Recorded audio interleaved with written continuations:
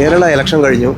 102 seat വൻ ഭൂരിപക്ഷത്തിൽ, അതായത് കോൺഗ്രസ് പോലും പ്രതീക്ഷിക്കാത്ത ഭൂരിപക്ഷത്തിൽ അധികാരത്തിൽ വന്നു. പക്ഷേ ഈ അധികാരത്തിൽ വന്നത് ഒരു മങ്ങലേറ്റോ? ഒരു സംശയമില്ലേ? മുഖ്യമന്ത്രിയെ തിരഞ്ഞെടുത്തോ?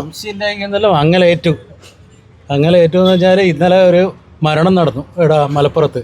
അതിനെ അനുശോചിക്കാൻ വേണ്ടിയിട്ട് ഒന്നിക്ക് ഒരു മുഖ്യമന്ത്രിയോ അല്ല ഒരു പ്രതിപക്ഷ നേതാവോ ആരുമില്ല. പിന്നെ ഇത് വോട്ട് ചെയ്ത് എൻ്റെ അഭിപ്രായം എന്ന് വെച്ചാൽ വോട്ട് ചെയ്ത് വിജയിപ്പിച്ച ആളെ കൊള്ളാത്തത് കൊണ്ടാണ്. ഇടതുപക്ഷമാണെങ്കിൽ ഇതിന് മുന്നേ എല്ലാ കാര്യങ്ങളും ചെയ്ത് മന്ത്രിസഭ അധികാരത്തിലേറി കഴിഞ്ഞിട്ടുണ്ട്. ആരായിരിക്കും മുഖ്യമന്ത്രി ഏകദേശം നിങ്ങളുടെ അഭിപ്രായത്തിൽ? അതിപ്പം എനിക്ക് ഉറപ്പിച്ച് പറയുമെങ്കിലേ ഇവരിപ്പം 4 ആളുള്ളതുകൊണ്ട് ആരെയാണ് പറയുക? VD സതീശനാണ് ചാൻസ് കൂടുതൽ. പക്ഷേ ഇവരെ തീരുമാനം എന്താണെന്ന് വൈകി അറിയാം. ഓക്കെ. കേരള മുഖ്യമന്ത്രി ആരാവണം, ആരാവും, ഇതൊക്കെ തീരുമാനിക്കേണ്ടത് 102 സീറ്റ് കിട്ടിയ കോൺഗ്രസ്സാണ്. അവർക്ക് തീരുമാനിക്കാൻ കഴിയുന്നില്ല. എന്തുകൊണ്ട്? ആരായിരിക്കും മുഖ്യമന്ത്രി? അത് അവരെ രാഷ്ട്രീയത്തിലുള്ള അഭിപ്രായ വ്യത്യാസമായിരിക്കുമല്ലോ.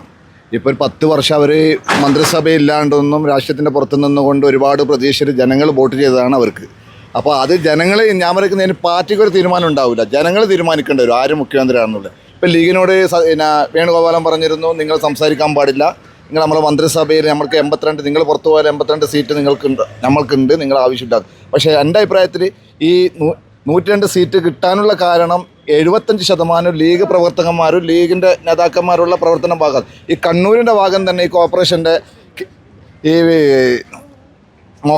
ടി മോഹനൻ സാറൊക്കെ ജയിക്കാൻ കാരണം അതൊരു പ്രതീക്ഷയിൽ തന്നെയാണ്. പക്ഷെങ്കിൽ അത് തകർന്നു പോയിരിക്കുന്നതിന് കേരള രാഷ്ട്രീയത്തിൽ അങ്ങനെ ഒരു പ്രതീക്ഷ ഉണ്ടാവില്ല. അങ്ങനെ ഒരു അഭിപ്രായം ഞങ്ങൾക്കില്ല. ഇനിയിപ്പോൾ കോൺഗ്രസ്സുകാരുടെ പ്രവർത്തകർ തന്നെ പറയുന്നത് അങ്ങനെ ഒരു വിജയം നമുക്ക് വേണ്ട, ഇനി ആരെങ്കിലും ഭരിക്കട്ടും ധാരണയിലും പ്രവർത്തകന്മാരും ബാക്കോട്ട് നിൽക്കുകയാണ്. അത്രയും പരാജയപ്പെട്ടെന്ന് പറഞ്ഞ പ്രതീക്ഷയില്ല. 102 സീറ്റ് ഉണ്ടായിട്ടും കോൺഗ്രസിൻ്റെ നേതാക്കന്മാർക്കും ഒരു സോണിയാഗാന്ധിക്കും രാഹുൽ ഗാന്ധിക്കും ഈ കേരളത്തിനെ സംബന്ധിച്ചിടത്തോളം ചർച്ച ചെയ്യാണ്. തമിഴ്നാട്ടിൽ പോയിട്ട് വിജയ്ക്കെതിരെ മത്സരിച്ചതാണ് കോൺഗ്രസ്.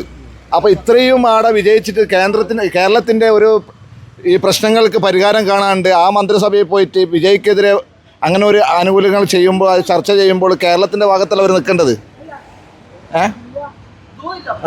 കേരളത്തിലെ മുഖ്യമന്ത്രി ആരാവണമെന്ന് ആഗ്രഹിക്കുന്നു? ആരാകണമെന്ന് ഇപ്പോൾ അവർ കോൺഗ്രസ്സുകാർക്ക് തന്നെ ഒരു പ്രതീക്ഷയില്ല. പിന്നെ പൊതുജനങ്ങളെ, നമ്മളിപ്പോൾ കോൺഗ്രസ് സതീശനെ വോട്ട് ചെയ്ത ആൾക്കാരാണ്, സതീശൻ പേരാണ് നമ്മുടെ താല്പര്യം. അപ്പം അവർ തീരുമാനിക്കട്ടെ, അവരുടെ അഭിപ്രായങ്ങൾ തീരുമാനിക്കട്ടെ. കണ്ണൂരിൻ്റെ അഭിപ്രായത്തിൽ ഒരു മാറ്റങ്ങൾ വരും. ഇത് തമ്മിലടി തന്നെ ഉണ്ടാകുക. കേരളത്തിൽ 102 സീറ്റ് വമ്പൻ ഭൂരിപക്ഷം നേടി കോൺഗ്രസ് അധികാരത്തിൽ വന്നു. പക്ഷേ ഈ സമയം വരെയും അവർക്ക് ഒരു മുഖ്യമന്ത്രിയെ കണ്ടെത്താൻ കഴിഞ്ഞില്ല. ഇത് ആരുടെ പരാജയമാണ്? പാർട്ടിൻ്റെ പരാജയം. അത് ഇതിൻ്റെ നേതൃത്വത്തിൻ്റെ പരാജയമാണ്. നേതൃത്വം തീരുമാനിക്കുക നല്ല ഒരാളെ മുഖ്യമന്ത്രിയായിട്ട് തിരഞ്ഞെടുക്കാൻ വേണ്ടിയിട്ട്. അപ്പോൾ നേതൃത്വത്തിന് ഇതുവരെ കഴിഞ്ഞിട്ടില്ലെങ്കിൽ അതും നേതൃത്വത്തിൻ്റെ വീഴ്ചയാണ്. അങ്ങനെ അതാ മനസ്സിലാക്കുക. ഭാവിയിൽ 5 വർഷം ഭരിക്കേണ്ടുന്ന പാർട്ടിയാണ്, അതും വമ്പൻ ഭൂരിപക്ഷമുള്ള. അപ്പോൾ ഇന്ന് ഈ തുടക്കം തന്നെ പരാജയമായി കഴിഞ്ഞാൽ മുന്നോട്ടുള്ള പോക്ക് എങ്ങനെയായിരിക്കും? മുന്നോട്ടുള്ള പോക്ക് വീണ്ടും 5 വർഷം മുഴുവനും മുഴുവിപ്പിക്കില്ല എന്നാണ് അഭിപ്രായം. 5 വർഷം കിട്ടില്ല, ഭരിക്കില്ല. അതിന് മുന്നേ തന്നെ ചിലപ്പോൾ പുറത്ത് പോകും. ഇത്രയും നല്ലൊരു ഭൂരിപക്ഷം കിട്ടിയൊരു പാർട്ടി. ആരായിരിക്കും മുഖ്യമന്ത്രി എന്നാണ് ആഗ്രഹം? അത് VD സതീശൻ, വേണുഗോപാൽ, രമേശ് ചെന്നിത്തല, ധാരാളം പേർ നിരനിൽക്കുന്നുണ്ട്.